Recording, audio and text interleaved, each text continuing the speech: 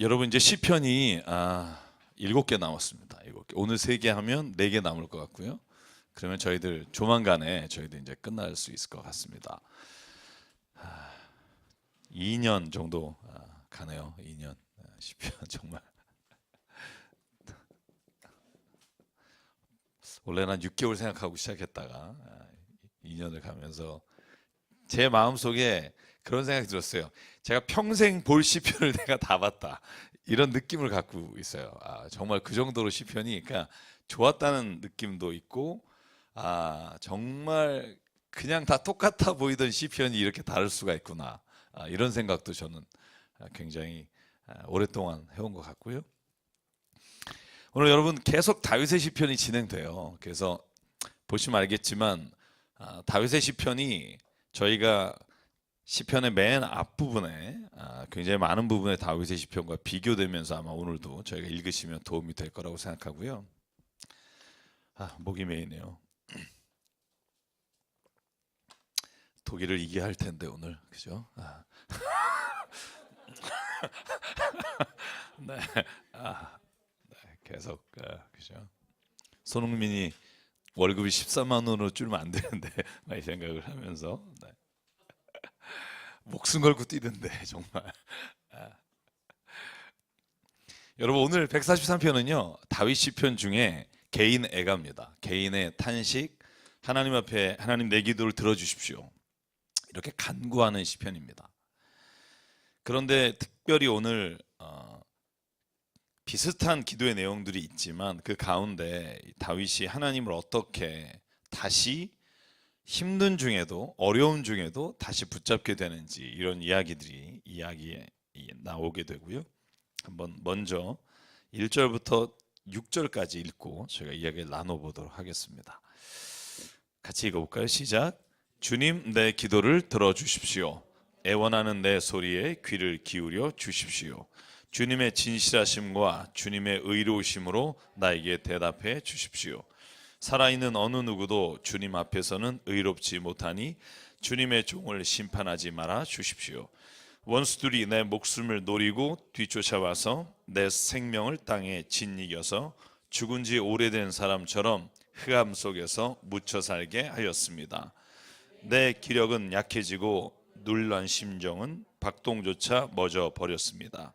내가 옛날을 기억하고 주님의 그 모든 행적을 돌이켜보며 주님께서 손수 이루신 일들을 깊이 생각합니다.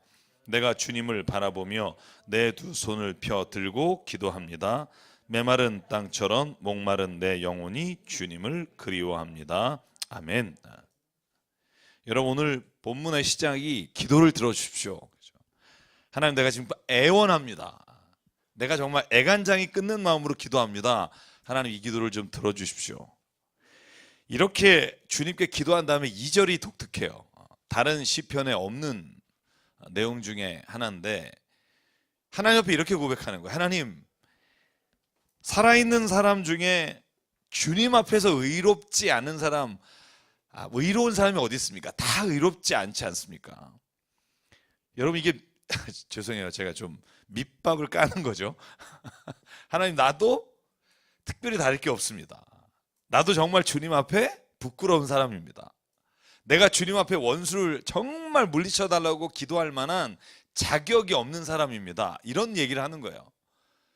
여러분 하나님은 어떤 사람의 기도를 기뻐하시는가 하면 여러분이 누가복음의 말씀을 나누면서 여러분 했던 기억이 나시는지 모르겠습니다만 바리새인이 하늘 향해 두 손을 들고 뻣뻣이 쳐다보며 주님 나는 저런 죄인들과 같지 않고 11조를 드리며 금식을 하며 감사합니다. 그럴 때 하나님이 예수께서 뭐라고 말씀하시냐면 나는 저 기도를 듣지 않고 세리의 기도 하늘을 우러러보지 못하고 땅을 향해 고개를 숙이고 나는 죄인입니다. 하나님 어떤 기도를 들으시는가? 죄인의 기도를 들으신다. 여러분 이 말은 죄 짓고 기도해라 이런 말이 아니에요. 사도 바울이 말한 것처럼 우리가 은혜를 더 받으려고 죄를 더 지면 되겠느냐? 그러면 안 된다. 그러면 이 말은 무슨 말일까? 내가 하나님 앞에 섰을 때 내가 이만큼 했습니다라고 생각이 드는 사람은 하나님 앞에 기도할 때 간절한 기도를 드릴 수 없다는 거예요. 기브 앤 테이크이 되는 거죠. 하나님 내가 지난주에 내가 얼마 헌금한 줄 아세요? 여러분 이 정도 되면 하나님 앞에 기도할 때 당당하게 요구하는 거죠. 근데 여러분 가만히 생각해 보면 우리 다음 시편에도 나옵니다만 우리가 하나님이 주신 걸 거저 받은 은혜에 비하면 우리가 하나님 앞에 하는 건 아무것도 아니잖아요. 여러분 만약에 자식이 아빠 내가 지난주에 아빠 위해서 뭐 구두 닦고 뭐 쭉 얘기하고 아빠 그러니까 돈 내놔야 돼 막 이러면 주긴 주지만 어떤 생각이 드세요? 너 여태까지 너한테 들어간 돈 다 내놔라 뭐 이렇게 하면 여러분이 비교할 수 없는 거잖아요, 그죠?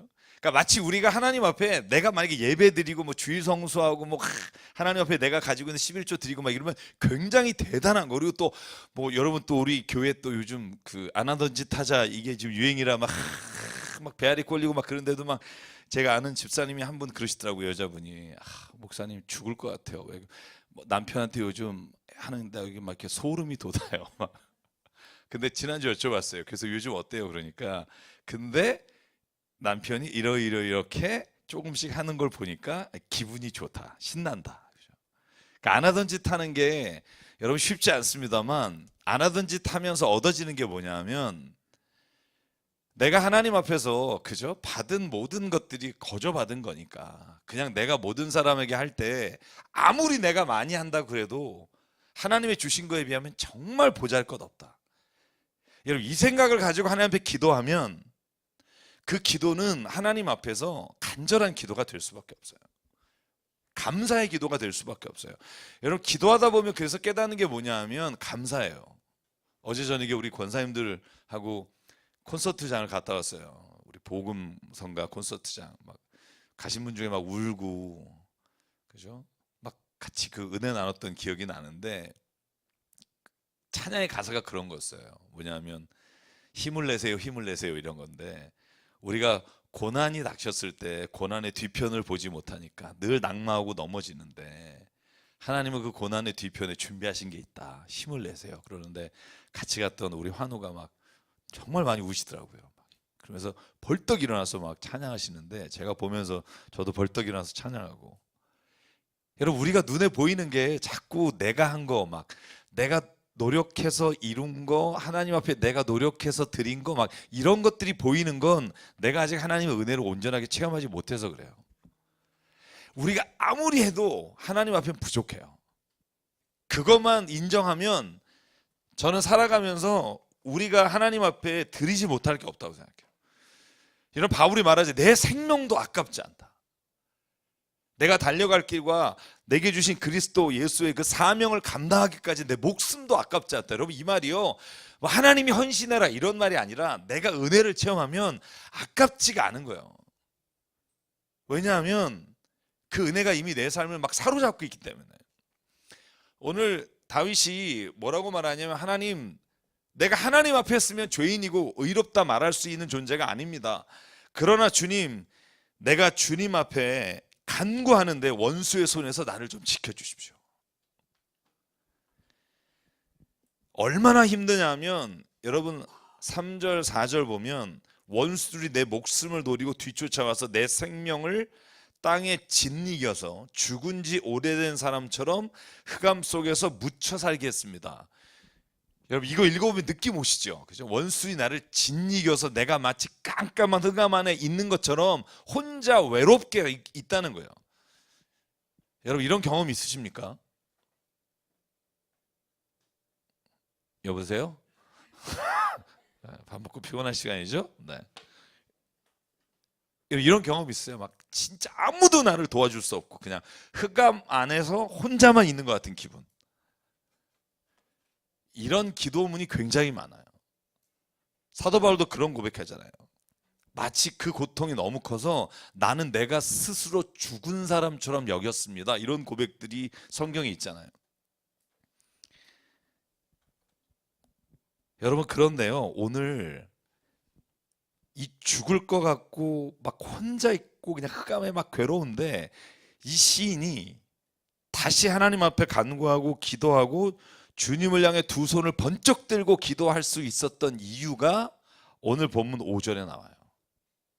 자, 여러분 하나 복습해 보죠. 하늘을 향해서 두 손을 두고 기도한다. 오늘 6절에 또 나오는데 이건 무슨 의미라 그랬어요? 그죠? 하나님께 항복하는 거예요. 여러분 우리가 전쟁에서 지면 항복할 때 두 손 들고 나가잖아요. 그죠? 그러니까 하나님 앞에 두 손 들고 이렇게 합시다. 목사님 뭐 손을 왜 들어요? 이런 분이 있어요.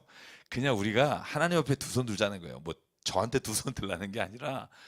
근데 오늘 두 손 들고 하나님 앞에 기도할 수 있는 힘을 다시 얻은 게 뭐냐면 4절이에요. 그게 뭐냐면 내가 기억한다는 거예요. 기억. 이 단어가 성경에서 얼마나 중요한지를 아셔야 돼요. 여러분 만약에 내가 지금 어려워요. 도저히 내가 여기서부터 빠져나가지 못할 것 같아. 그리고 내가 지금 있는 자리에서 하나님 아무 관심이 없는 것 같아. 어쩜 그렇게 나한테만 관심이 없고 옆에 사람들한테 이렇게 관심이 많은지 모르겠다라고 느낄 때 그때 하나님께서 우리에게 그것으로부터 도망 나오고 탈출 나올 수 있는 길을 뭘 주셨냐면 기억하는 거예요. 제가 이 단어를 찾아보니까 이 자카르라는 히브리어예요. 자카르라는 히브리어인데 이게 어디 나오냐면 신명기 37장 32장 7절 하고요. 여기에 신명기에서 그때 모세가 고백하는 거예요. 하나님 노아와 모든 아득한 옛날의 모든 일을 기억해 주십시오. 이렇게 하나님 앞에 호소하는 장면이 있어요. 그러니까 이스라엘 백성을 하나님께서 건져내실 때 하나님 우리 백성을 하나님 한 번만 더 생각해 주십시오. 이런 거예요. 그리고 여러분 노아의 홍수 사건 8장에 보면 하나님께서 완전히 진멸하시지 않을 때 이렇게 성경이 쓰고 있어요. 노아와 모든 들짐승들을 생각하사. 이 단어가 똑같은 단어예요. 자카르란 단어예요. 하나님께서 생각하신다는 거예요. 하나님께서 생각하사. 그러니까 하나님이 여기에 있는 모든 사람들을 생각하고 기억하시기 때문에 참으시는 거예요. 노아의 시대에 하나님 앞에 모든 죄인, 모든 악한 일 행한 사람들을 멸하려고 하시다가 노아와 모든 그 배에 타고 있는 방주에 타고 있는 들짐승을 기억하사 그들을 살려주셨다 이렇게 되어 있어요. 똑같이 우리가 하나님 앞에서 내가 하나님을 기억합니다. 뭘 기억하냐면 내가 예전에 환난의 때 아니면 내가 기도했을 때 하나님이 나와 함께 하셨던 것을 내가 기억합니다. 그리고 다시 두 손을 들고 하나님 앞에 간구합니다. 여러분 힘이 드십니까? 기억하십시오. 기억하면 그치 나를 홀로 주시지 않았지. 그죠? 예전에 내가 이렇게 했을 때 하나님께서 나를 붙잡아 주셨지. 이걸 기억함으로 인해 다시 하나님 앞에 오늘 두 손 들고 이렇게 기도할 수 있어요. 주님, 내가 주님을 바라보며 두 손 들고 기도합니다. 메마른 땅처럼 목마른 내 영혼이 주님을 그리워합니다. 다시 기도할 수 있는 힘을 얻는 게 어디서부터냐? 기억할 때. 여러분 이걸 근데 사람이 기억한다고 쓴 본문이 있어요. 여러분 출애굽기 32장 기억하시나요? 무슨 말씀이 나오죠? 이스라엘 백성이 금송아지를 만들어서 하나님이 다 멸하시겠다 그래요. 그리고 모세에게 뭐라고 말하냐면 내가 지금 이스라엘 백성을 다 멸하고 너는 살려서 너를 통해 새 민족을 이루겠다 이렇게 약속하세요. 그때 모세가 쓴 단어가 기억이에요. 하나님 앞에 뭐라고 말하냐면 하나님 아브라함과 이삭과 이스라엘을 기억해 주시사 이 백성을 살려주십시오. 그러니까 지금 죄 가운데 있고 하나님을 떠나 있는 백성이지만 하나님 기억해 주십시오. 잠깐 기억해 주십시오. 이 백성 아브라함과 이삭과 하나님이 그 약속했던 말씀들을 기억해 주시사 우리를 이 백성을 지금 살려주십시오. 그래서 이 기억이라는 단어가요 성경에 정말 많이 나오고요. 우리가 하나님을 기억한다라고 말할 때 하나님이 내게 행하신 일을 기억하면 여러분 일어날 수 있습니다. 여러분 지금은 하나님이 내 음성을 안 들으시는 것 같지만 내가 하나님이 처음 불러주시고 내가 기도했을 때 들어주셨던 기억들이 있죠. 여보세요? 있으시죠? 네. 그 기억을 하면 하나님이 오늘도 나와 함께 하신다. 다시 한번 힘을 낼 수 있는 거예요. 그래서 이 시인은 지금 하나님이 나에게서 정말 흑암 가운데 죽은 자처럼 살아가는 이 곳에서도 내가 하나님이 내게 행하셨던 일을 기억하니까, 내가 옛날을 기억하니까, 주님의 그 모든 행적을 돌이켜 보니까 하나님이 오늘도 나를 건지시고 이끌어 주실 거라는 믿음을 다시 회복합니다. 여러분, 그래서 오늘 7절부터 12절까지가 하나님에 대한 또 다른 간구의 내용으로 되어 있어요. 같이 한번 읽어볼게요. 시작. 주님, 나에게 속히 대답해 주십시오. 숨이 끊어질 지경입니다. 주님의 얼굴을 나에게 숨기지 말아 주십시오. 내가 무덤으로 내려가는 자들처럼 될까 두렵습니다. 내가 주님을 의지하니 아침마다 주님의 변함없는 사랑의 말씀을 듣게 해 주십시오. 내 영혼이 주님께 의지하니 내가 가야 할 길을 알려 주십시오. 주님, 내가 주님께로 몸을 피하니 내 원수들에게서 건져 주십시오. 주님은 나의 하나님이시니 주님의 뜻을 따라 사는 길을 가르쳐 주십시오. 주님의 선하신 영으로 나를 이끄셔서 평탄한 길로 나를 인도하여 주십시오. 주님, 주님의 이름을 위하여 나를 살리시고 주님의 의로우심으로 내가 받은 모든 고난에서 내 영혼을 건져 주십시오. 주님은 한결같이 나를 사랑하시니 내 원수들을 없애 주십시오. 나를 억압하는 자들을 멸하여 주십시오.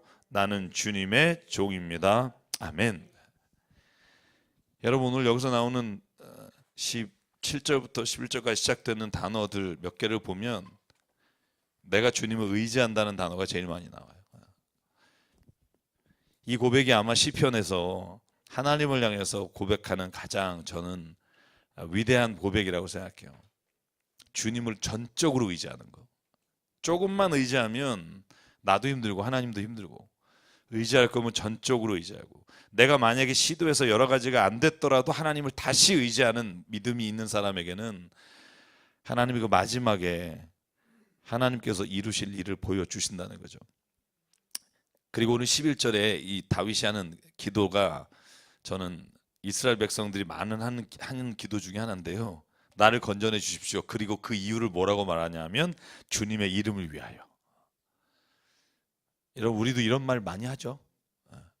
하나님, 우리 아들 뭐 잘 되게 해주십시오. 주의 영광 드러내게 해주십시오. 그런 기도 안 하세요? 하나님, 내가 요번에 뭐뭐뭐 할입니다. 주님 영광 가리지 않게 해주십시오. 이런 기도 하시죠. 주님의 이름을 위하여 우리를 구원해 주십시오. 이 말이 모세도 그 기도를 드렸고요.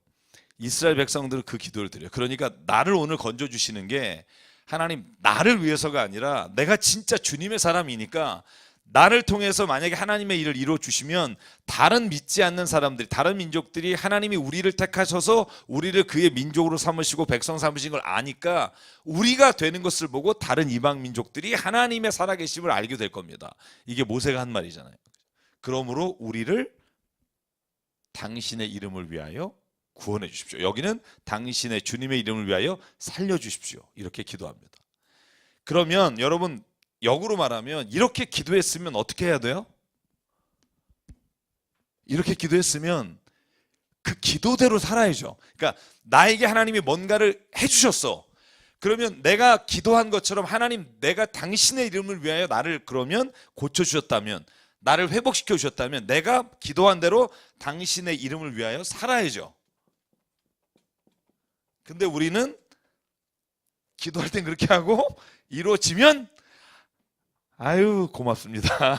고맙습니다. 이러고 이제 또 잊어버렸다가 뭔가 힘든 일이 오면 다시 주님 앞에 나가서 주님 주의 영광을 위해서 이렇게 해주셔야 되지 않겠습니까?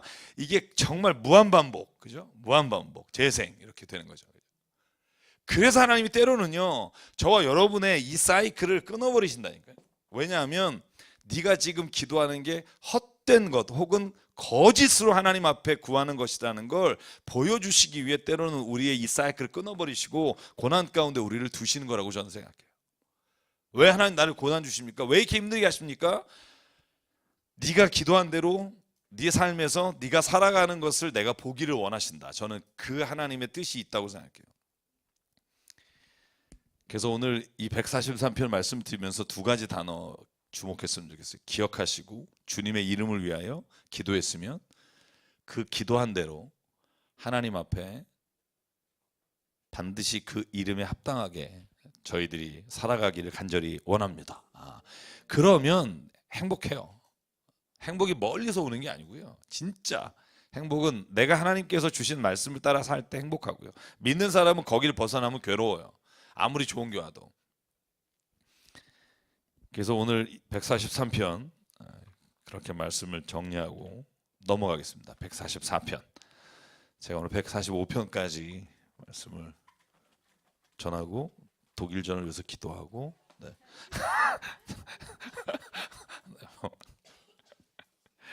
네. 144편은 또 다윗의 시편입니다. 이게 제왕시라고도 부르고요. 제왕시가 뭔지 아시죠? 왕에 등극할 때나 아니면 왕이 전쟁에서 승리하기를 원할 때나 이럴 때 드리는 기도를 제왕시. 왕에 등극하거나 아니면 전쟁을 앞두고 있을 때 왕의 기도를 보통 제왕시라고 부르고, 이 기도는 144편은 동시에 감사의 기도시예요. 감사 기도. 그래서 이 시편에는 감사의 기도가 좀 많이 있습니다. 여러분, 그래서 오늘 이 144편을 한번 읽을 텐데요. 제왕시 중에 제일 유명한 시 기억하십니까? 여러분 너무 오래됐다. 제가 말하면서도 기억하십니까? 묻는 게 굉장히 죄송하네요. 시편 18편이에요. 굉장히 큰 제왕 등극시가 있어요. 그걸 이제 떠올리시면 아마 이 본문이 약간 비교가 되면서, 자 1절부터 오늘 8절까지 볼게요. 큼직큼직하게 가죠. 자 읽도록 하겠습니다. 시작. 나의 반석이신 주님을 내가 찬송하련다. 주님은 내 손을 훈련시켜 전쟁에 익숙하게 하셨고 내 손가락을 단련시켜 전투에도 익숙하게 하셨다. 주님은 나의 반석, 나의 요새, 나의 산성, 나의 구원자, 나의 방패, 나의 피난처, 뭇 백성을 나의 발 아래 굴복하게 하신다. 주님, 사람이 무엇이기에 그렇게 생각하여 주십니까? 인생이 무엇이기에 이토록 생각하여 주십니까? 사람은 한낱 숨결과 같고 그의 일생은 사라지는 그림자와 같습니다. 주님, 하늘을 낮게 들이우시고 내려오시며 산들을 만지시어 산마다 연기를 뿜어내게 하십시오. 번개를 번쩍여서 원수들을 쫓으시고 화살을 쏘셔서 그들을 혼란에 빠뜨려 주십시오. 높은 곳에서 주님의 손을 내미셔서 거센 물결에서 나를 끌어내시고 외쪽의 손에서 나를 건져 주십시오.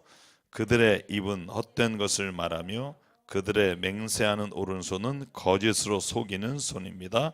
하나님, 내가 하나님께 새 노래를 불러드리며 10줄 검은고를 타면서 하나님을 찬양하겠습니다. 2절만 더. 왕들에게 승리를 안겨주신 주님, 주님의 종 다윗을 무서운 칼에서 건져주신 주님, 외적의 손에서 나를 끌어내셔서 건져 주십시오. 그들의 입은 헛된 것을 말하며 그들이 맹세하는 오른손은 거짓으로 속이는 손입니다. 아멘. 여러분, 약간 제왕적 느낌이 나죠? 그죠? 오늘 이 말씀에 이 시편에서 두 가지인데요. 시편 18편과 비슷한 점이 있고, 여러분 3절과 4절 보시면, 특별히 3절은 여러분 많이 보았던 복음성가에 나오는, 그죠? 뭐죠? 사람이 무엇이고 한데 주께서 나를 기억하시고. 시편 8편 1절이죠. 그죠? 그래서 다윗이 쓴 시편 중에 이렇게 좀 단어들이 반복되는 것들이 굉장히 많다는 걸 아실 수 있고요. 오늘 하나님 앞에 내가 하나님 전쟁에 익숙하게 하시고 전투에도 익숙하게 하시고, 제가 지난주에 설교 드렸죠? 기억하시나요? 하나님은 전쟁을 기뻐하시지 않으신다. 근데 왜 다윗이나 모든 전쟁에 나갔던 여호수아를 비롯해서 하나님 앞에 전쟁에 능하신 신, 혹은 전투에서 승리하게 하시는 신, 이렇게 하나님을 고백하느냐 하면, 하나님이 전쟁을 기뻐하시진 않으나 전쟁을 반대하시지도 않으신다. 제가 여러분에게 말씀드렸어요. 잘 생각해 보시면, 그래서 전쟁에는요 3가지가 있어요. 침략 전쟁이 있고요, 정당 전쟁이 있어요. 침략 전쟁은 뭐냐면, 내가 만약에 우리가 저 나쁜 혹은 저 나라를 쳐들어가서 저 나라를 차지하자, 침략 전쟁이죠. 우리가 가나안 전쟁을 정복 전쟁이라고 부르잖아요. 근데 그걸 하나님께서 그 땅을 주셨다고 생각하고 전쟁을 들어간단 말이죠. 저도 이 고민을 되게 많이 해봐요. 그 전쟁을 하나님 어떻게 보셨을까? 여러분도 그 전쟁을 여러분 성경에서 보면 굉장히 하나님께서 그 후원하시고 함께 하시고 능력의 손으로 이끌어 가시는 전쟁으로 이렇게 보이잖아요. 졸음이 오실 시간이라 질문 하나 해볼게요. 여러분, 가나안 전쟁은 하나님 어떻게 보실까요? 답이 있어서 묻는 게 아니에요. 제가 계속 설교 준비부터 계속 고민했던 내용이에요. 가나안 전쟁 하나님 어떻게 보실까? 사실 되게 어려워요. 되게 어려워요. 왜냐하면 살인하지 말라고 분명히 10계명이 있잖아요. 그런데 사람이 죽는 것에 대해서 하나님께서 진멸하라 말씀하시잖아요. 그런 부분들이 이제 어려운 거예요. 그래서 신학을 공부하면서 이 부분에 대해서도 굉장히 어렵고, 제가 공부한 파트 중에 이제 정치윤리라든가 그런 파트에서 이런 문제가 엄청나게 다뤄지지만 사실 어려워요. 이걸 우리가 신정론이라고도 말해요. 왜냐하면 우리가 보기에 악한 일들이 왜 하나님 보시기에는 하나님께서 허락하신 일처럼 보이지? 이런 것들에 대한 이야기들이 계속 끊임없이 논의되나 답은 없어요. 답이 없다는 말은 뭐냐 하면 사실 우리가 그 한 사건으로 하나님 이러시다 저러시다 말하기가 어렵다는 거예요. 왜 그럴까요? 우리가 그런 질문 많잖아요. 막 하나님이 뭐 선하시고 뭐 그런 다음에 왜 뭐 구약에 사람 죽이고 그러면 우리가 얘기를 하죠. 저도 뭐 엄청나게 여러분 팟빵 다 들어보셨으니까 제가 얘기한 거 다 아실 거예요. 그죠? 예. 그 당시에 전쟁의 방식이 있다. 제가 설명을 해요. 부족 시대나 시족 시대에 전쟁하는 방식은 지금의 우리가 하는 전쟁 방식과 완전히 다르다. 지금은 군인만 쏴야 되고 군인만 죽여야 되고 민간인 폭격하면 사과하고, 옛날엔 그런 거 없었어요. 민간인도 죽이면 잔인하게 죽였고요. 이게 얼마 되지 않았어요. 그러니까 그런 전쟁 방식으로 설명은 하지만 사실 어려운 부분들이 있어요. 우리가 다 이해할 수 없어요. 어떨 땐. 근데 이게 이스라엘 전쟁만 그러냐? 아니에요. 내 삶도 그래요.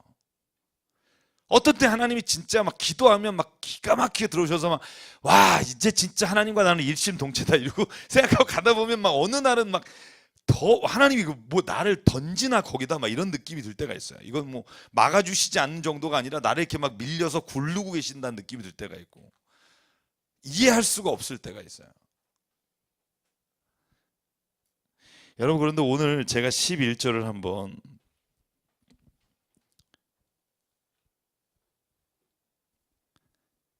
11절까지 제가 읽었는데 12절과 15절까지 읽고 한번 전체를 다시 한번 볼게요. 같이 읽죠. 시작. 우리의 아들들은 어릴 때부터 나무처럼 튼튼하게 잘 자라고 우리의 딸들은 궁전 모퉁이를 장식한 우아한 돌기둥처럼 잘 다듬어지고 우리의 곳간에는 온갖 곡식이 가득하고 우리가 기르는 양떼는 넓은 들판에서 수천 배 수만 배나 늘어나며 우리가 먹이는 소들은 살이 찌고 낙태하는 일도 없고 잃어버리는 일도 없으며 우리의 거리에는 울부짖는 소리가 전혀 없을 것이다. 이와 같은 백성은 복을 받은 백성이다. 주님을 자기의 하나님으로 섬기는 백성은 복을 받은 백성이다. 아멘. 위하고 분위기가 정말 다르죠. 위에는 지금 하나님 죽겠습니다. 원수들을 물리쳐 주십시오. 왕들이 적들을 물리치고 다윗 왕이 하나님께서 무서운 칼에서 건져주신 것처럼 오늘 외적의 손에서 나를 좀 건져내 주십시오. 이렇게 기도하다가 12절과 15절을 보면 여기에는 전혀 다른, 하나님께서 정말 이렇게 막 이렇게 낙원을 막 이렇게 뛰어다니는 그런 그림을 그릴 수 있는 기도가 나와요. 그래서 혹자는 많은 사람들이 11절까지가 한 편의 시고 12절부터 15절까지가 다른 한 편의 시가 합쳤다라고 생각하는 사람이 있으나 저는 그렇게 생각하지가 않아요. 저는 위에까지는요 현실 안에서 하나님께 기도하는 거예요. 근데 12절부터 15절까지는 내가 믿는 믿음 안에서 하나님 앞에 기도하는 거예요. 내가 가지고 있는 모습, 하나님을 의뢰하는 사람, 여기에 나온 것처럼 주님을 자기의 하나님으로 섬기는 백성에게는 하나님이 이렇게 해주실 것이다, 이 믿음을 고백하는 거예요. 그 믿음의 내용이 뭐예요? 아들들은 어릴 때부터 튼튼할 것이고 딸들은 궁전 모퉁이를 장식한 우아한 돌기둥처럼 다듬어질 것이고 곳간에는 곡식이 가득 차고 소와 양떼는 막 수천 수만 배가 될 거고 울부짖는 소리는 전혀 들리지 않는 그런 것을 하나님께서 이끌어 주실 것이다. 여러분 믿으십니까? 그죠? 아멘 해야죠. 그죠? 근데 안 되면 어떡할 거예요? 제가 여러분에 맞는 거예요. 지금 이거는 간구예요, 하나님 앞에. 그죠? 그리고 자기 확신과 고백이에요. 근데 안 되면 어떡할 거예요? 여러분에게 던질 질문이에요. 안 되면 이해할 수 없죠. 하나님이 그렇게 해주신다 그랬는데. 그죠?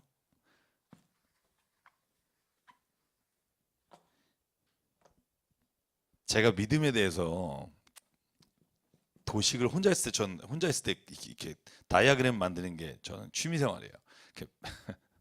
믿음을, 성경에 나오는 믿음을 둘로 구분해 봤어요. 믿음을 둘로. 첫째는 뭐냐 하면, 여러분 혹시 어느 쪽이신지 한번 생각해 보실래요? 내가 가지고 있는 확신과 신념에 대한 믿음이에요. 성경에 나오는 이런 믿음도 많아요. 그러니까 내가 하나님을 믿는 사람이에요. 안 믿는 사람이 아니라 하나님을 믿는 사람, 그죠?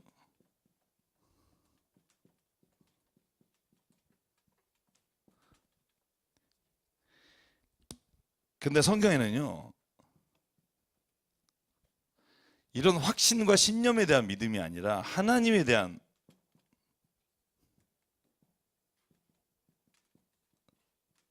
믿음이 나와요. 그러니까 같은 말 아니냐 뭐 이렇게 생각할 수 있어요. 근데 제가 왜 위에 하나님 믿는 사람이라고 말하냐면, 하나님 안 믿는 사람은 확신과 신념도 없겠죠. 여기 있는 것처럼. 여러분 이거 지금 확신과 신념이에요. 그죠? 지금 그런 상황이 일어난 건 아니잖아요.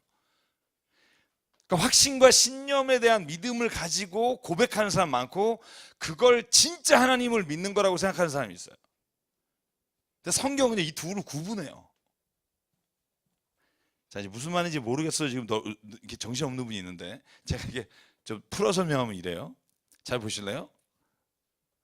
오늘 시편 여기 12절과 15절, 하나님을 믿는 그 아들들은 튼튼하게 해주시고 그 딸들은 하나님께서 궁전의 모퉁이처럼 이렇게 보석같이 빛나게 해주시고, 양떼와 소들 곡간은 가득 차고 양들과 소들은 수천 배 수만 배가 되게 해주시고, 막 이런, 그죠? 하나님을 믿는 자에게 하나님이 주시는 복에 대한 확신, 믿음, 그죠? 이건 하나님을 믿는 내가 가지고 있는 확신과 신념이에요. 근데 이게 하나님에 대한 믿음이라고 생각하는 사람이 있어요. 천만의 말씀이에요.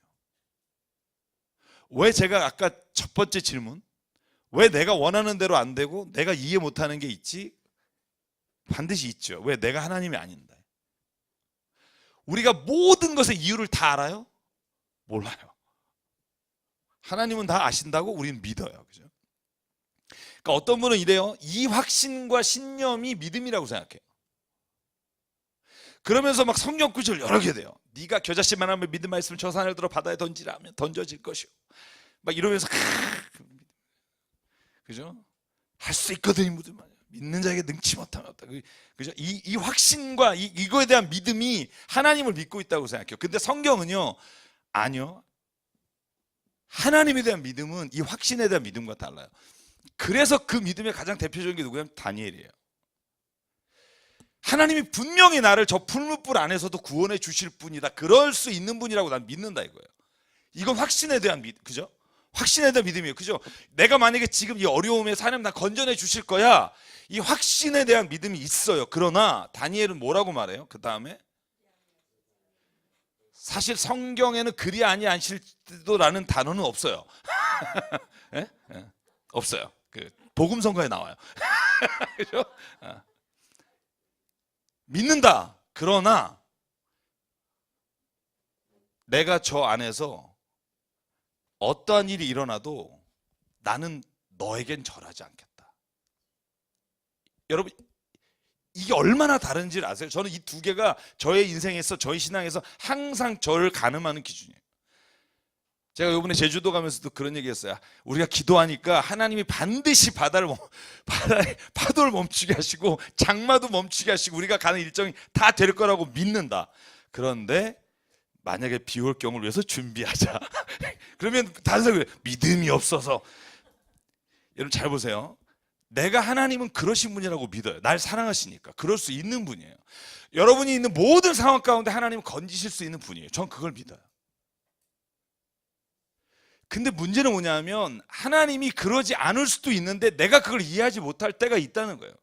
그럼에도 불구하고 다니엘과 믿음의 사람들의 고백, 바울의 고백은 뭐냐 하면, 루스드라에서 여러분 바울이 절벽에서 밀림을 당해서 죽은 줄 알고 사람들이 죽이려다가 죽었구나 그러고 다 간 다음에 다시 일어나서 제자들과 함께 훌훌 털고 다시 루스드라 성에 들어가서 복음을 전하잖아요. 정신병자예요. 저는 그 정도 되면 하나님이 나를 안 지켜줬다고 원망할 텐데 전혀 그런 게 없어요.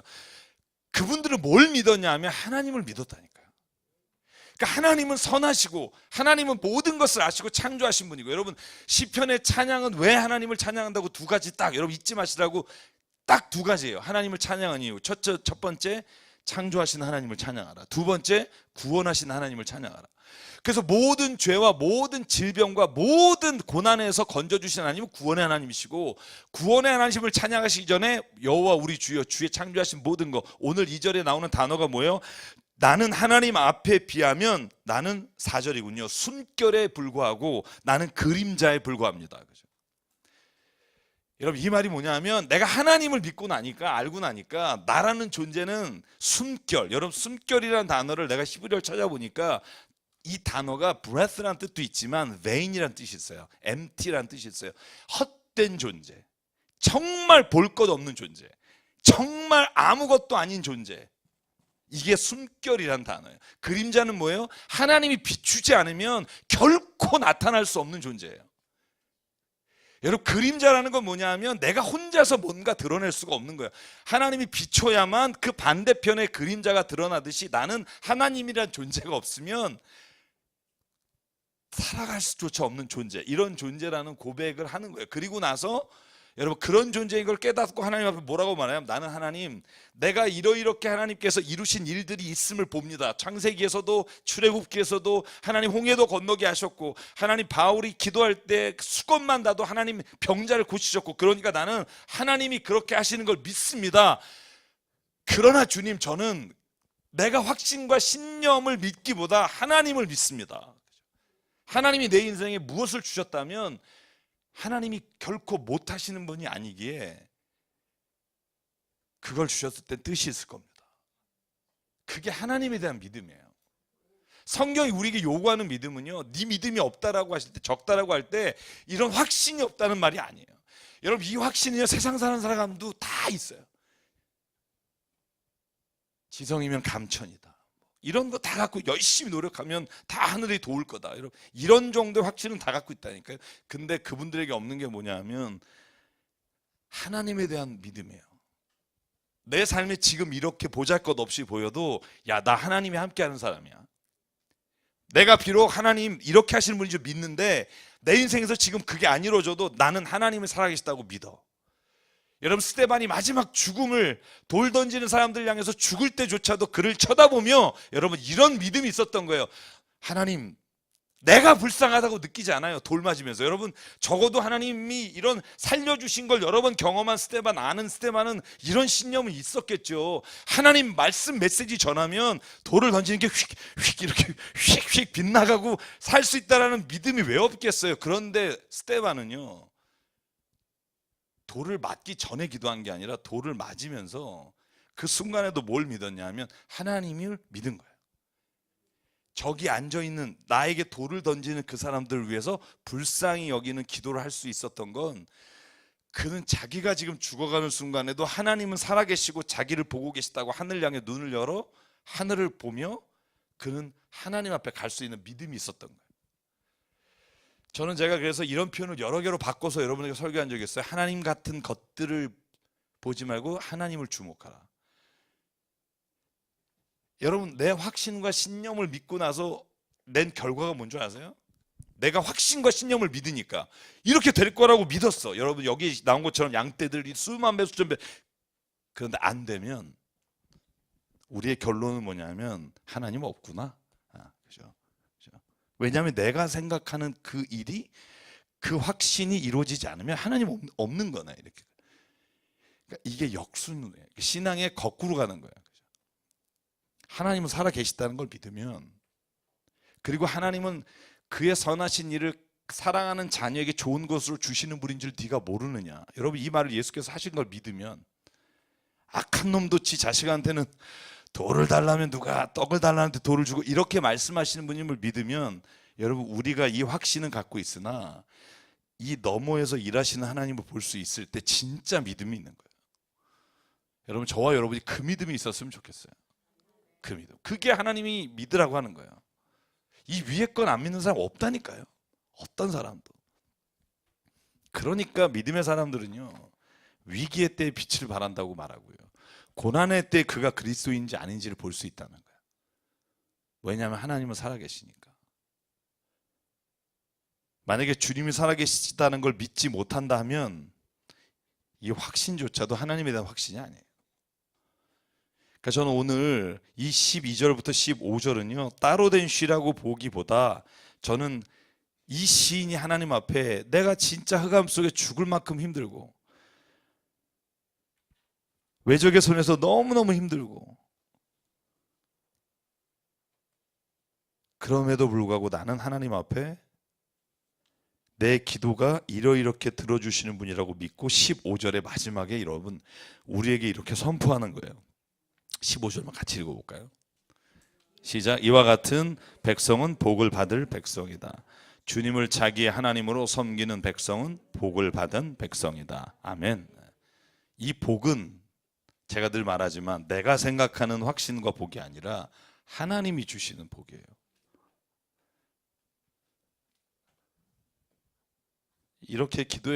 이렇게 기도하기를 원하신다는 걸 알면서도 우리가 자꾸 넘어지는 이유는 뭐냐면 여전히 우리는 인간적으로 원하는 것들을 이루기 위해서 하나님 앞에 간구하는 것들이 많잖아요. 하나님 그걸 나쁘다고 말하지 않아요. 내가 지금 일용할 양식이 없는데 일용할 양식을 위해서 기도하고 내가 하나님 이런 꿈이 있는데 꿈을 위해서 기도하는 게 뭐가 잘못됐겠어요. 그런데 그것보다 먼저 된 게 하나님에 대한 믿음이라는 거예요.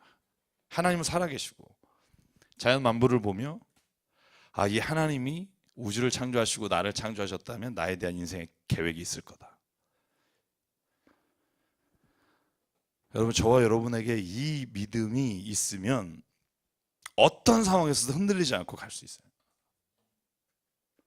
그 믿음이 없으니까 우리끼리 너무너무 막 힘들고 서로가 서로를 힘들게 하고 상황 가운데 자꾸 하나님을 이해하지 못한다고 하고. 제가 아까 말씀드린 질문에 제가 답은 안 하고 끝낼게요. 전쟁의 일이라든가 우리가 성경 안에서 이해하지 못하고 여전히 우리가 알 수 없거나 그런 문제에 대해서도 저는 하나님의 뜻이 있다고 믿어요. 이게 무책임한 말이 아니라 내가 다 모르기 때문에. 그래서 내가 무지하다는 걸 깨달을 때 하나님이 위대하신 걸 알게 돼요. 내가 모든 걸 다 알고 있다고 생각하면 하나님이 내 수준에 못 미친다고 생각하고, 하나님이 위대하시다고 생각하면 내가 하나님 앞에 숨결과 그림자와 같은 존재라고 그냥 고백할 수밖에 없고. 그래서 오늘 시편 144편에 있는 이 고백들이, 저는 믿음의 고백이 저희들의 그럼에도 불구하고 여전한 우리의 믿음의 고백이 됐으면 좋겠고요. 우리 시편 145편 좀 길지만 내용이 반복되어서 짧게 끝낼 수 있을 것 같아요. 네.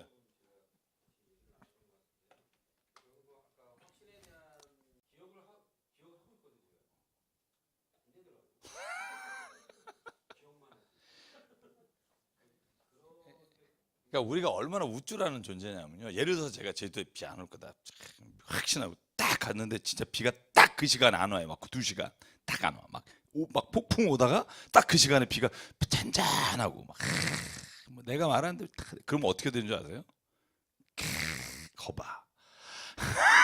내가 그랬잖아. I told you. 영어로 하면 내가 분명히 그렇게 될 거라 그랬잖아. 여러분, 그때부터는 하나님 의지하자. 이제 내가 모든 상황에 그렇게 하는 걸, 저는 그런 사람 진짜 많이 봤어요. 그러니까 저는요 그걸 믿지 않는다는 게 아니에요. 전 믿어요. 하실 수 있는 분이에요. 근데 여러분 잘 생각해 보신 적 있으세요? 내가 제주도를 예를 드니까 자꾸 이렇게 좀 지엽적이지만 아예 갔으니까 끝까지 가죠. 그 제주도에 여러분 20만 명인가 30만 명 이 사람 중에 오늘 비 오기를 간절히 기도하는 사람은 없을 것 같으세요? 제주도에 있는 교인 중에? 죄송해요 여러분. 아니 그 교인 중에 무슨 우산을 파시던 분이든 뭐 정말 비가 왔으면 기도하는 사람이 없을 것 같으세요? 저 하나님이 내 기도만 들어주고 막 응답하시는 게 막 이게 막 자랑인 거 뭐 내가 돋보일 수는 있을 수 있을 거예요. 근데 하나님이시라면 우리는 모르잖아요. 하나님이 어떤 사람의 갈급함과 간구함을 저는 들어주신 분이라고 믿는데 그 갈급함과 간구함이 여러분 제주도 하나만 제가 예를 든다면 그 안에 얼마나 많은 사람들이 하나님 앞에 갈급하고 간구하는 게 있겠어요. 저는 그걸 그래서 하나님의 손에 맡긴다는 말이 무책임한 말이 아니라 우리는 정말 모르기 때문에 하나님이 행하시는 일을 다 깨닫지 못해서 제가 그래서 여러분에게 추천한 책 하나 있잖아요. 천국에서 만난 5사람이라는 책. 제가 한번 꼭 읽으라고 여러분에게 말씀드리는 게 뭐냐면 내가 여기서 이해할 수 없는 것들이 천국 가보니까 하나님이 다 하나하나 설명해 주는 거예요. 여러분이 못 들으신 분도 있을 것 같아서 내가 간단하게만 얘기하면 이 사람이 놀이기구에서 다리를 절면서 놀이기구를 고치는 사람이에요. 근데 이 사람이 왜 다리를 다치게 됐냐 하면 전쟁 나갔는데 전쟁터에서 자기는 쫄병이었는데 자기 상사랑 이렇게 작전 수행을 하고 막 가는데 갑자기 상관이 돌았으니 자기한테 총을 쏘서 자기가 총 맞고 쓰러졌는데 깨보니까 병원이고 자기랑 같이 있었던 상관들 어디 있는지 하나도 없고 그리고 불구자로 힘들게 평생을 산 거예요. 그러다가 천국 갔더니 물었어요. 하나님한테. 이 뭐냐고. 평생 난 왜 그래서 거기서 그 사람을 만났네. 자기한테 총 쏜 상관을 물었어요. 왜 나한테 총 쐈냐고 그때 그 사람이 말하기를 네가 우리한테 가까이 왔는데 내 옆에 있는 그 전우가 지뢰를 밟아서 지뢰를 띄려고 하는 걸 내가 봐서 너 나에게 못 오게 하려고 총수 우린 다 죽었다는 거예요. 자기를 살리기 위해 총을 쐈다는 걸 그때 깨달은 거예요. 자기가 피만 보고 살았다고 생각했는데 자기가 하늘나라 가서 어떤 아이가 온 거예요. 아이하고 그 운전했던 운전수하고. 근데 그걸 뭘 보여주셨냐면 하나님이 이 조그만 아이, 자기가 아이였군요. 그 사람이 아이였을 때 길거리에 막 공을 주워 간 거예요. 그러니까 자기는 피해만 받았다고 생각한 거야. 공을 주워 막 갔는데 공을 주워서 그리고 올라갔어요. 근데 어떤 사람이 자기한테 오더니 천국 갔더니 그때 너 때문에 내가 죽었다 그런 거예요. 그래서 아니 내가 공만 주워 왔는데 왜 네가 나 때문에 죽냐 그랬더니 아이는 몰랐는데 얘가 도로에 공을 딱 집으려고 했는데 저쪽에 오던 차가 끽 하다가 절벽으로 떨어졌는데 얘 못 본 거예요. 그러니까 자기가 공을 줍는 것 때문에 그냥 공 주워서 다시 촉구했는데 자기 쪽으로 오던 차가 피하려고 하다가 커브길에서 떨어져서 죽은 사람이 그리고 그 책의 결론이 그거예요.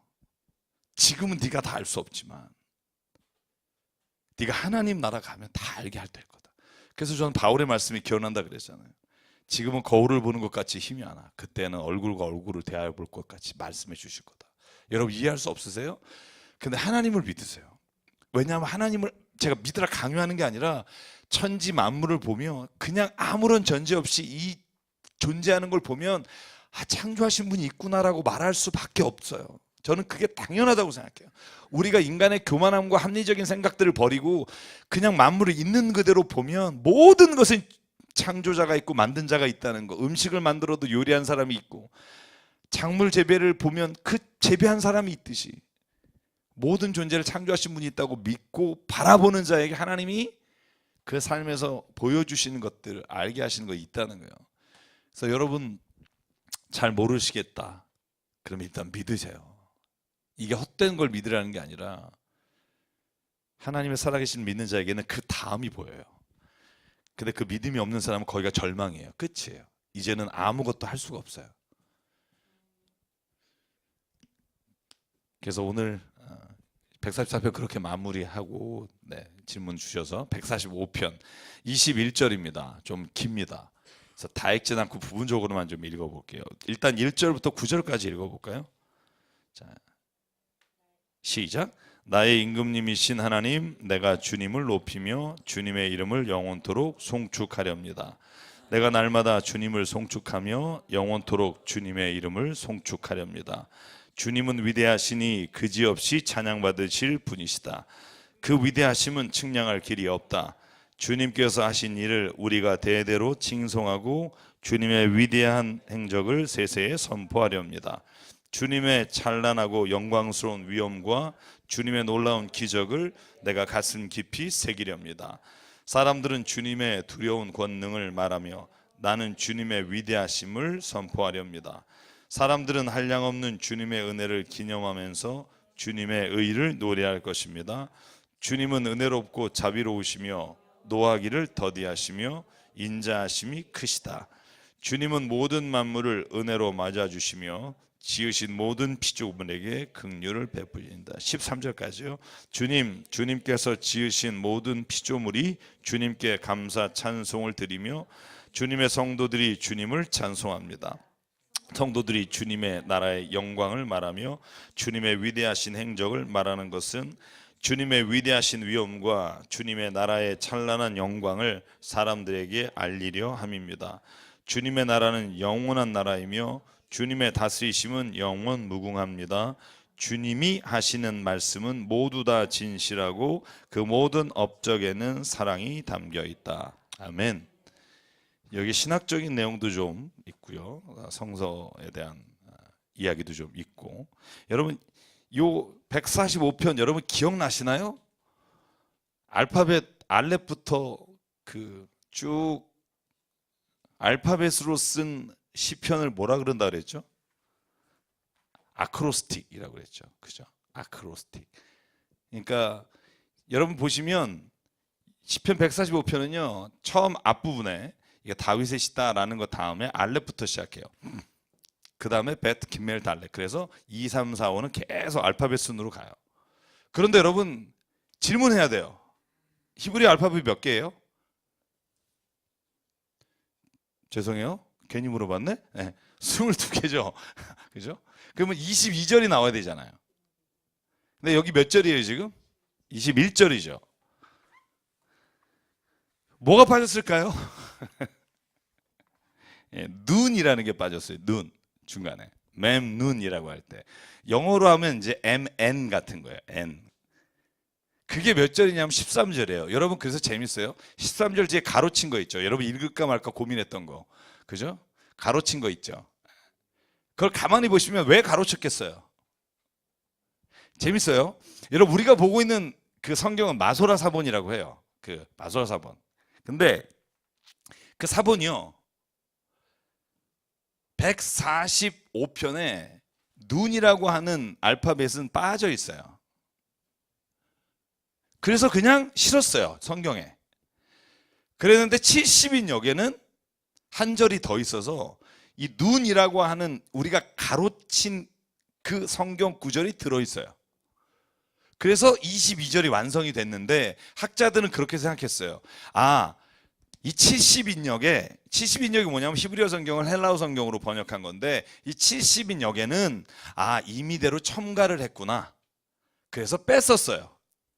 그런데 여러분 1945년에 쿰란이라는 데서 성경 발견됐잖아요. 구약의 전체 성경이 거의 다 발견이 됐는데 거기에 시편에는 여러분 BC 2세기경이잖아요. 그러니까 이게 한 마소라 사본이 10세기 정도니까 한 1000년 이상 차이 나는데 거기에는 이 14절에 들어가야 될 본문이 있는 거예요.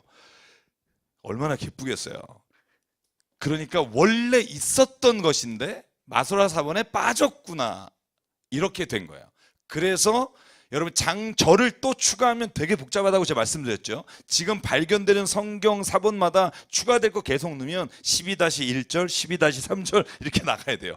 그래서 저희가 가로로 혹은 밑에 각주 처리로 어떤 사본에는 이 성경의 말씀이 있습니다라고 해서 사본학에서 비교한 것을 넣는 거예요. 여러분 초창기부터 저하고 성경 공부하신 분은 제가 편집에 대해서 말씀을 드렸기 때문에 이해가 되시나요? 이제 좀 이해가 안 되시면 이제 오해를 하시게 되는데 네. 그래서 성경은 지금도 사본이요. 제가 사본학을 공부해 보니까 지금도 쌓여 있는 사본, 번역되지 않은 사본, 학자를 기다리고 있는 사본이 지금 쌓여 있어요.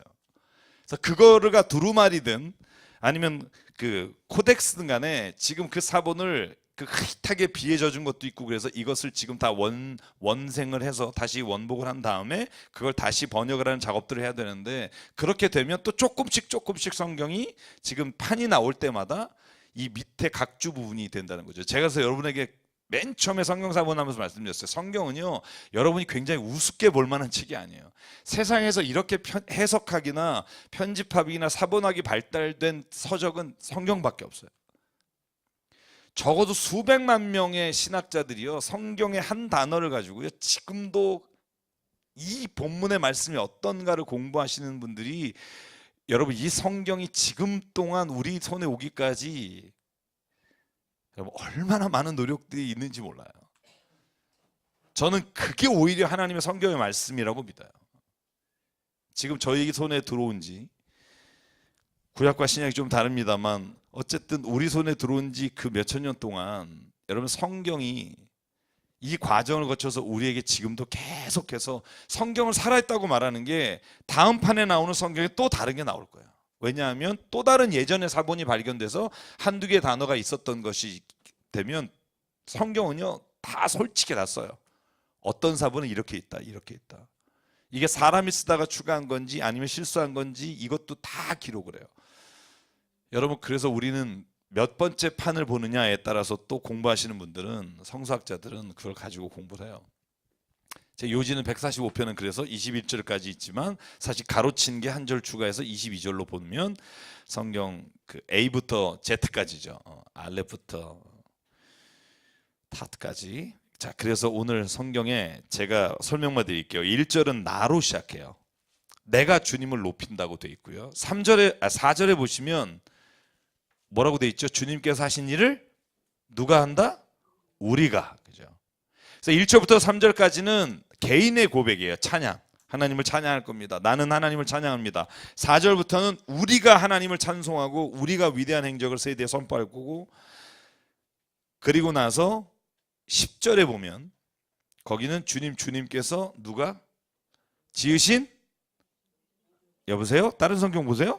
네, 10절 주님께서 지으신 모든 피조물이 주님께 찬송을 드립니다. 그죠? 점점 확장되죠. 그죠?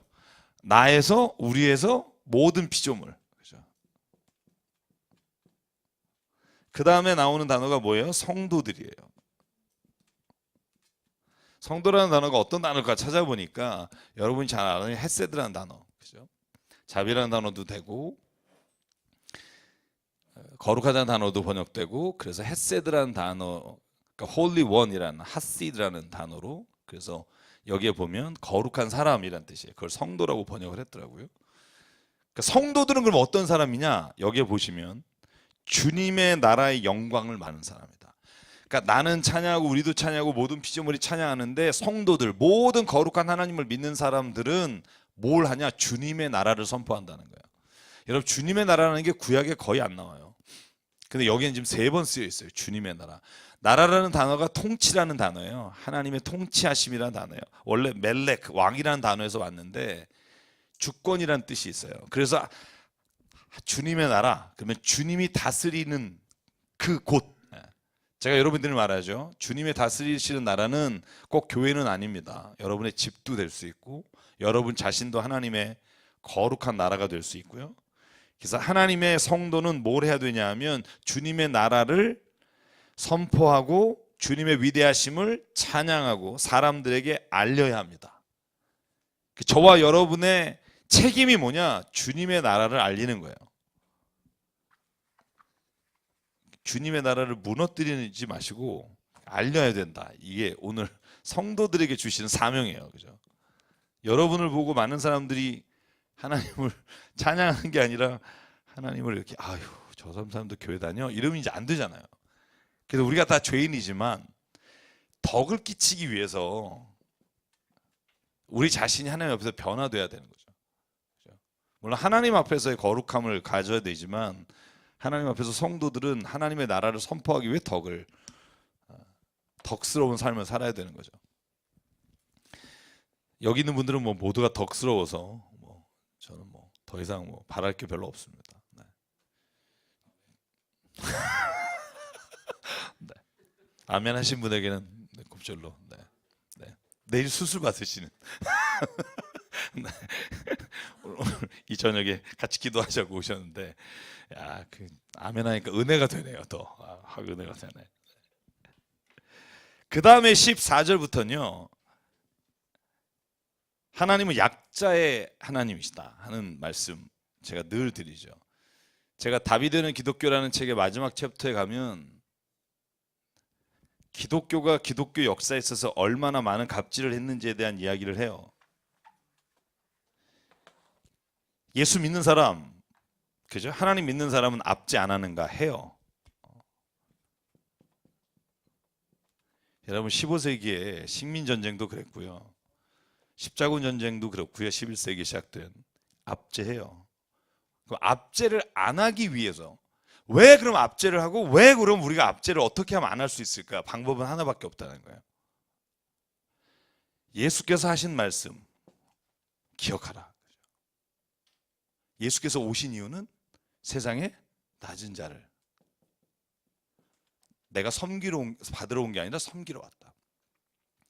그러니까 여러분, 우리는 하나님께서 세워주시고 높여주신 하나님의 사람이에요. 그런데 우리가 그 높여주신 것으로 인해 다른 사람을 압제하고 다른 사람을 해하는 도구로 쓰는 위험에 빠진다는 거예요. 그걸 기억하라는 거예요. 왜 기독교 국가가 되면 망하는가? 기독교 국가가 되면 그 기독교 국가가 다시 다른 사람들을 압제하는 거예요. 다른 종교를 압제하고 다른 사람을 압제하고. 여러분, 그러면 막 천국 될 것 같죠? 무슬림 다 죽이고, 예를 들어서, 그죠? 천만의 말씀. 또 다른 압제가 된 기독교는 또 다른 탄압이 되고 또 다른 사람들의 불의의 시작이 돼요. 저는 그래서 이걸 끊어내릴 수 있는 건 뭐냐 하면, 위에서 압제하는 게 아니라 밑에서 섬기는 방법밖에 없다는 거예요. 그게 예수가 하시는 방법이고 우리에게 요구하시는 방법이에요. 우리나라가 정말 대통령이 막 장로님이 되시고 막 이래가지고 모든 국회의원 299명이 다 교회 집사, 권사, 장로, 심지어는 목사도 들어가고 그러면 여기 천국 될 것 같죠? 천만의 말씀. 기독교 빈민국가 될 거예요.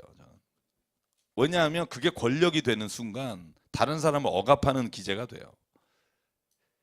그래서 그걸 막기 위해서 예수께서 하시는 게 뭐냐면, 너는 너를 부인하고 십자가를 져라. 만약에 그 높은 자리에 앉게 되더라도 기억해라. 그 높은 자리를 주신 것은 하나님이 오늘 여기에 성경 본문에 나온 단어를 그대로 쓰면 넘어지는 사람을 붙들어주고 짓눌린 자를 일으켜 세워주기 위해 너에게 그것을 주신 것이다. 이 믿음과 고백이 없고 십자가를 따르는 길이 없다면 예수를 믿는 그것으로 인해 얻은 것들이 또 누군가 기독교를 안 믿는 사람을 탄압하고 또 뭔가 이 세상에서 내 뜻대로 하기 위해 누군가를 짓누르는 자리로 간다는 거예요. 그게 기독교 역사에서 보여주는 반복이에요.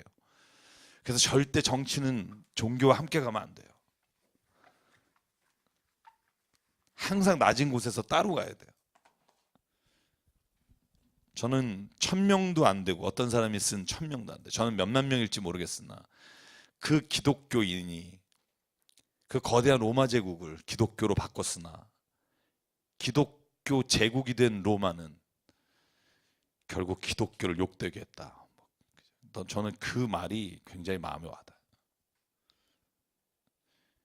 기독교가 이제는 거치대가 된 거죠. 나 예수 다녀. 여러분, 큰 교회 다니시는 분들 명함에 장로님이라고 파고 다니시는 분 많아요. 저희 교회는 없지만 저한테 명함 주시는 분 많아요. 방송국 가면 나 어느 교회 장로입니다. 되고 거기에 직업이 아니라 장로 이렇게 써 있어요. 어느 교회. 그러면 왜냐면 나 이 교회 장로다. 이게 굉장한 자부심. 좋죠. 전 자부심이 나쁘다고 생각하죠. 아까 말한 것처럼 확신과 믿음이 있어야죠. 하나님이 이걸 통해서 일하신다. 근데 저는 대부분 명함 주시는 분들이 하시는 일을 알아요. 별로 그렇게 은혜롭지 않아요. 죄송해요. 저는 직분이, 제가 우리 교회 오늘 이제 이번 주에 권사 임직이 있지만 제가 설교 주제가 섬김이에요.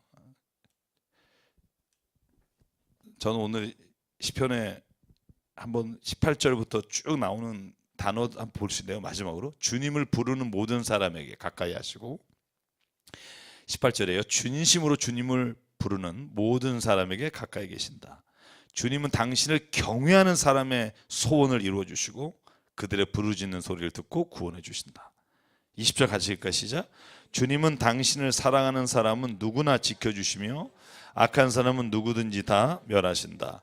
나는 내 입으로 주님을 찬양하련다. 육체를 가진 사람이면 누구나 주님의 거룩한 이름을 영원히 찬양하여라. 아멘. 하나님이 어떤 사람을 들어주신다? 경외하는 사람. 경외라는 단어가 이중적이라 그랬죠. 두려워 떨고 이런 게 아니라 하나님, 거룩하신 하나님을 만났을 때 느끼는 그 뭐라 할까요? 그 황홀함? 이게 포함되어 있어요. 황홀함과 두려움이. 근데 저는 두려움도 반드시 기억해야 된다는 거예요. 하나님 사랑의 하나님이다. 좋다. 그러니까 내가 하고 싶은 대로 된다. 그게 아니라 하나님은 사랑의 하나님이시지만 경외해야 될 대상이에요. 왜냐하면 그분은 거룩하신 분이기 때문에. 그래서 저는 오늘 저와 여러분 육체를 가진 모든 사람을 누구나 거룩한 이름을 영원히 찬송합시다. 이 다윗의 고백이 저희들의 삶의 고백이 됐으면 좋겠고요. 하나님은 초월해 계시지만 내재해 계십니다. 이게 기독교의 고백이에요. 초월적 하나님이 계시지만 인카네이션한 예수께서 우리의 삶에 오셔서 오늘도 우리를 이끌어 가신다. 그래서 여러분이 살아계신 영원하신 하나님을 만났다면 그 영원하신 하나님이 내 삶에서 오늘 나를 이끌어가는 힘이 됐으면 좋겠고요. 우리 계속 앞에서 나온 것처럼 기억하십시오. 하나님이 당신의 손을 붙잡아 주신 거 기억하시고 다시 주님 앞에 두 손 들고 항복하시고 하나님의 이름 앞에 나가기를 간절히 축원합니다. 우리 잠깐 기도하고 오늘 마치겠습니다.